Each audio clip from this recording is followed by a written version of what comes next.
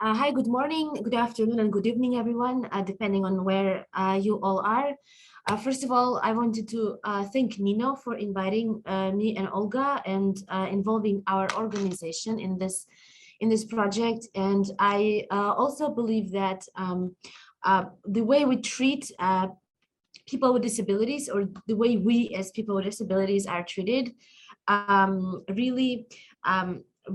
really is really important and really determines the way we feel and the way we have our dignity. Therefore, it is very important to consider our human rights, but also to consider our specific needs.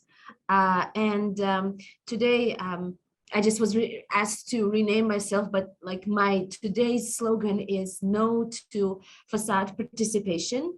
And also no to slogans such as there are no disabilities, because these things really imply that, let's say, denying our specific needs, which is counterproductive to the human rights-based approach. So I will start by defining who are persons with disabilities and what does it mean.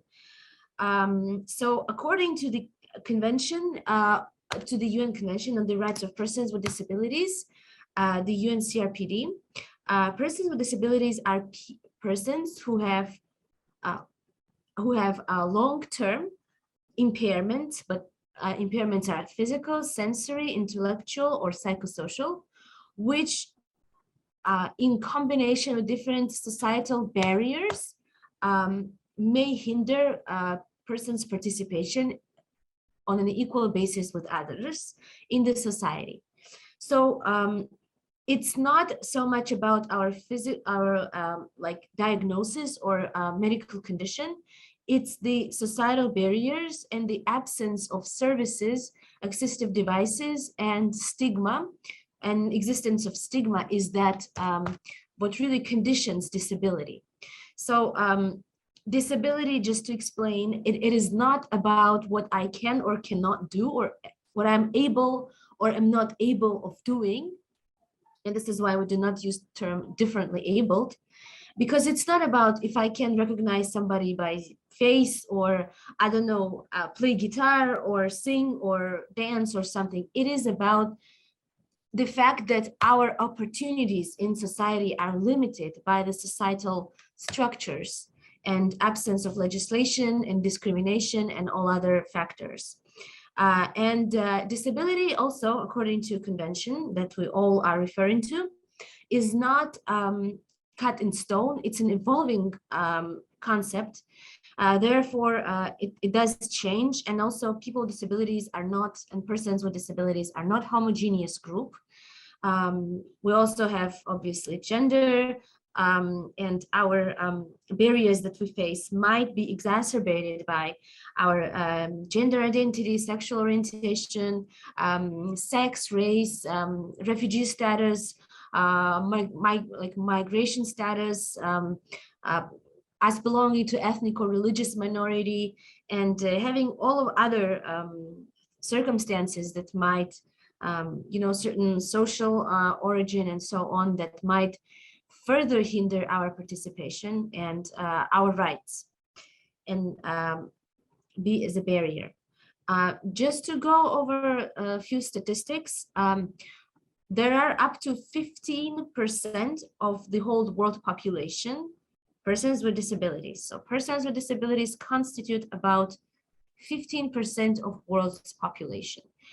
This number is, it's a bit tricky the way it's being calculated. Also, we might consider that there are much more people who have specific needs, or much less, depending on what kind of needs and what do we exactly mean. But this is an average number. Again, it also evolves. 80% of all people with disabilities live in the developing countries. For instance, in war-affected areas, including because many people get some impairments due to the war conditions and due to different disasters as well. Persons with disabilities are from 2 to 4 times more likely to die during natural disasters or human-made conflicts. and violence. About 20% of all women experience disability in their lives. About 1 in 10 children have a disability, and about 46%, so almost a half of persons over 60 years of age have some sort of disability. So this really shows us how prevalent disability is, and this is not an exception, and that this is a part of human diversity and normality.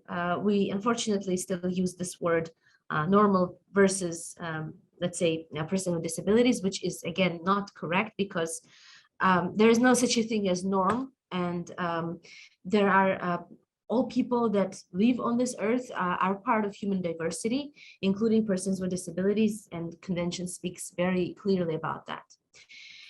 The UN Convention that we refer to so often in this seminar today was passed in 2000, well, it was adopted in 2006 by UN General Assembly, and it came into force in 2008 after a certain amount of countries ratified it. It is one of the fastest ratified conventions, human rights treaties. It also has its own human rights, UN human rights treaty bodies that monitors it, which is the UN Committee on the Rights of Persons with Disabilities. And it is similar to the mechanism that we have for children, for CRC, so for Convention on elimination of all forms of discrimination against women, the CEDAW Convention, and few other human rights treaties that are adopted within the UN system. It has 5 major principles, such as participation, diversity, accessibility, and non-discrimination. But of course, much more than that. And again, the convention shifted the approach to disability fully from medical and charity and other discriminatory approaches to human rights-based approach, saying that persons with disabilities have rights that the state and everybody is obliged to uphold and promote. I want to now go over a little bit about different different models of approach to disability, because persons with disabilities have been overlooked, and their rights have been overlooked for many, many years. There are many different models of approach to disability that are very discriminatory. So the convention stresses that it is the social barriers that make disability, and it is not a person's individual fault. It is the fault of the society and the state that it is not sensitive enough to disability. This was not the first approach to disability, unfortunately. We have different models, including one that is charity-based. It portrays persons with disabilities as poor and vulnerable, defenseless, and somebody who needs help. The reason why this model is so negative, it's because it's very hierarchical. It looks at persons with disabilities from top down. And it also means that the governments and international organizations can treat disability with principle of what is left. So how do we act when we conduct charity, right? It's first of all that we are better than the one whom we give this charity to. And the second principle is that we give whatever we have left and whatever we would want to give away, right? So it's not the best thing. Usually it's something that we don't need anymore, we don't want anymore, and we can spare. So this principle of sparing something is obviously, again, very discriminatory, because it sees somebody as less than a human, quote unquote.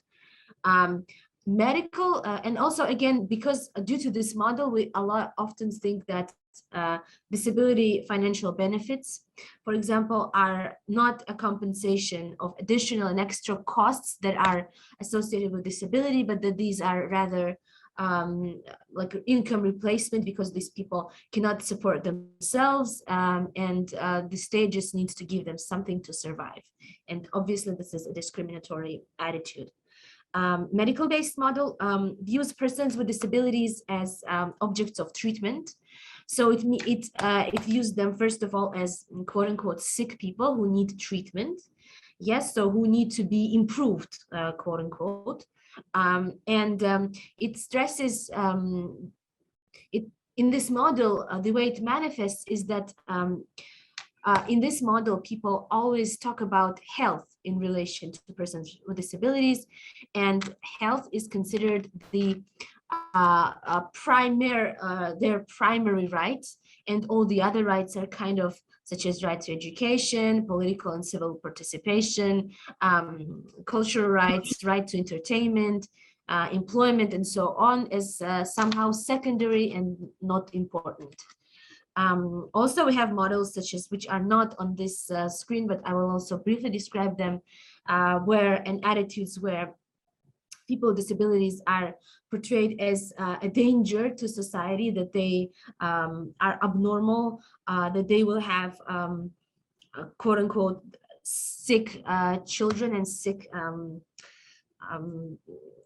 so that they cannot produce other healthy humans, and therefore they should be, and this is why we have so many forced sterilizations still of women with disabilities, and forced contraception, and practices of forced abortions and contraception without free and informed consent, and so on.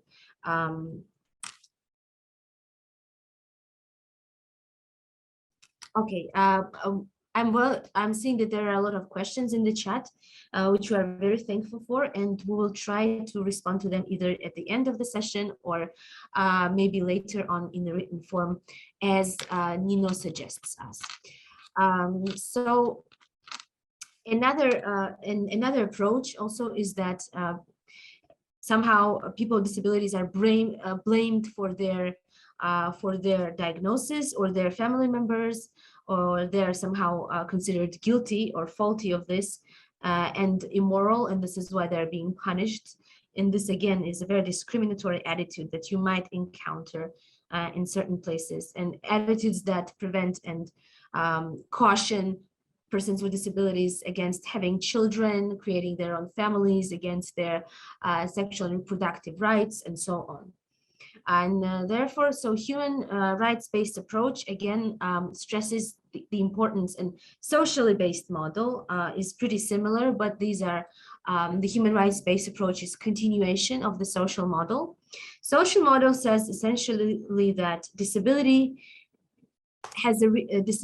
is a result of attitudinal barriers and inaccessibility of the way that societies are being constructed, rather than on the person's personal characteristics. And human rights-based approach stresses that persons with disabilities, like everyone else, have rights, have freedom of choice. And this is actually one of the principles that Convention talks about a lot, that persons with disabilities have right to choose how do they want to be independent, which assistive devices or services do they want to have, and that independence does not mean only merely doing everything on your own, but it first of all means making your own decisions, and that the state should be providing all necessary measures for people with disabilities to be able to make these decisions freely and based on informed consent. When we speak about participation of persons with disabilities, and this is very important, this is one of the core values of the Convention. Article 4 and Article 33 is clearly speaking about these, but these are cross-cutting issues that are related to every article. And nothing about us without us is a slogan of UNCRPD, but it really means nothing about nothing without us, because everything that concerns every human being also concerns person with disabilities.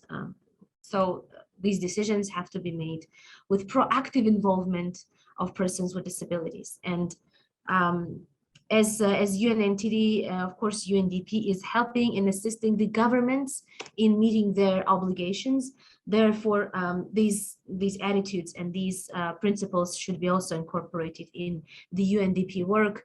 And when involving persons with disabilities, we should consider a twin-track approach, meaning we should both involve them in disability-specific issues, but also in so-called mainstream issues, things such as peace building, youth empowerment and youth inclusion, women's rights and gender equality, economic development, social rights, and security, and all others, disaster risk related projects and programs.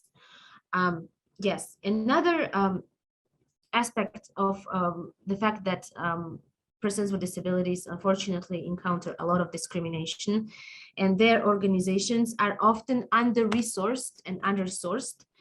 Therefore, your country teams, your country offices and field offices would probably have to do a lot of work in proactively reaching out to them and consult with them. Therefore, we can use snowball methods when we find one organization of persons with disabilities and ask them to connect us with others, and so on.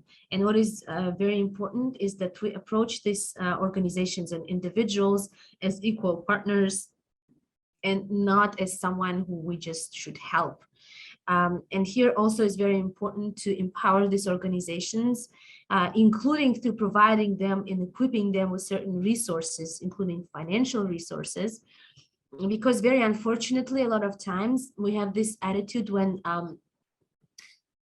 donors think that persons with disabilities should do the work for free and should volunteer because this work is for them. However, again, this is a charity-based approach, and it means essentially that we, let's say, place all the burden on persons with disabilities and their organizations, which, again, if we work on accessibility, if we work on inclusion, this actually will benefit not only persons with disabilities, but the society at large.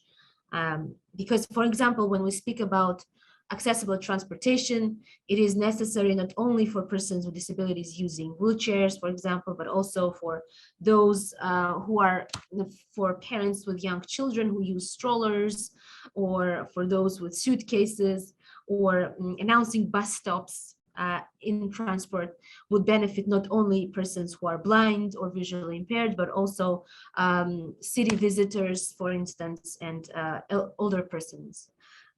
Therefore, we should first of all, of course, know who are, and we know already who are persons with disabilities, but now we should also learn who are organizations of persons with disabilities. So OPDs or PDO or DPOs. So both terms are interchangeably used. OPD is Organization of Persons with Disabilities, and DPO is Disabled Persons Organization. Some organizations use and prefer using term disabled because the stress is that people with disabilities are disabled by the environment instead of they are people who possess certain status. But as the convention suggests, we use term persons with disabilities and therefore organization of persons with disabilities. According to UNCRPD General Comment number 7, an organization can be considered organization of persons with disabilities if the majority of its members and the majority of people in its leadership, so leading and representing persons, are persons with disabilities. Only and only. And as General Comment number 7 says, we should differentiate organizations of persons with disabilities from organizations for persons with disabilities that might be advocating for their rights on their behalf or delivering certain services. Yes, so for instance, day centers or different rehabilitation services or supported employment, legal aid, and things like this. Unless the organization is composed of persons with disabilities, it is not considered an OPD. Also, when we speak about parents of children or adults with disabilities, well, when we speak about children, first of all, the UN CRPD comment number 7 says that the parents and other supporters of persons with disabilities should be there just to support these people in making decisions. But if this organization is about parents or family members and their rights as of parents and family members, because they also often experience discrimination by association, they often are deprived of possibility to be employed because they have to assist their family members, as there are no services for these people, no personal assistance service or any other service. But these are already organizations working on disability issues, working for people with disabilities, but not of people with disabilities. And of course, the primary priority should be given to organizations of persons with disabilities, as they are those who live with a disability, have experience, and are representatives of this given community. Yes, so I think I might want to stop here. We also have a short test which can assist us in seeing what we have learned so far. And Nino will also help us with this test.